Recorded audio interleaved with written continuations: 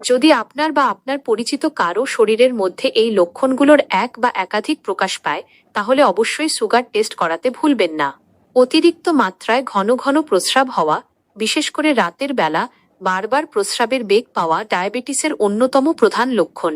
রক্তে শর্করার পরিমাণ বাড়লে কিডনি তা শরীর থেকে বের করে দেওয়ার জন্য বেশি কাজ করে, ফলে প্রস্রাব বেশি হয়। প্রচণ্ড তৃষ্ণা পাওয়া, ঘন ঘন প্রস্রাব হওয়ার কারণে শরীরে জলশূন্যতা তৈরি হয়। এর ফলে সারাক্ষণই গলা শুকিয়ে থাকে এবং স্বাভাবিকের চেয়ে অনেক বেশি জল তৃষ্ণা পায়।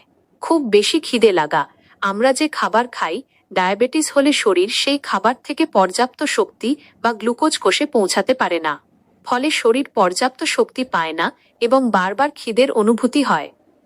হঠাৎ ওজন কমে যাওয়া, কোনো রকম ডায়েট বা ব্যায়াম ছাড়াই আচমকা শরীরের ওজন অনেকটা কমে যাওয়া ডায়াবেটিসের, বিশেষ করে টাইপ 1, একটি বড় লক্ষণ। অতিরিক্ত ক্লান্তি ও দুর্বলতা, পর্যাপ্ত খাওয়া এবং ঘুমানোর পরেও সারাক্ষণ শরীরে ক্লান্তি, অলসতা বা শক্তিহীনতা অনুভব হওয়া। দৃষ্টিশক্তি ঝাপসা হয়ে যাওয়া, রক্তের শর্করা অতিরিক্ত বাড়লে চোখের লেন্সের ওপর প্রভাব পড়ে, যার ফলে চোখের দৃষ্টি ঘোলা বা ঝাপসা মনে হতে পারে।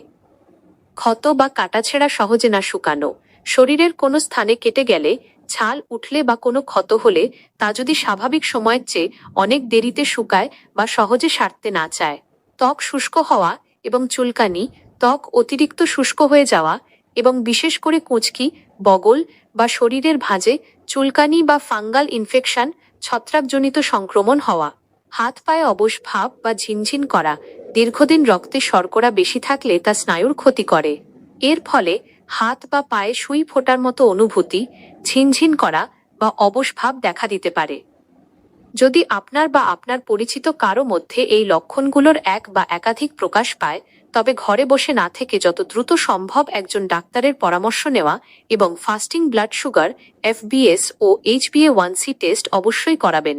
এখানে আপনার সূচনার জন্য জানিয়ে রাখি, ভারত সরকারের আয়ুষ মিনিস্ট্রি থেকে আয়ুষ প্রিমিয়াম মার্ক সার্টিফাইড এবং কয়েক দশকের দীর্ঘ গবেষণায় পেটেন্টেড ফর্মুলায় তৈরি অন অ্যান্ড অনের দিয়াবা লাইফ, যা রক্তের সুগার লেভেল কন্ট্রোলে দারুণভাবে সক্রিয় ভূমিকা পালন করে। সতর্ক থাকুন, সুস্থ থাকুন। ধন্যবাদ।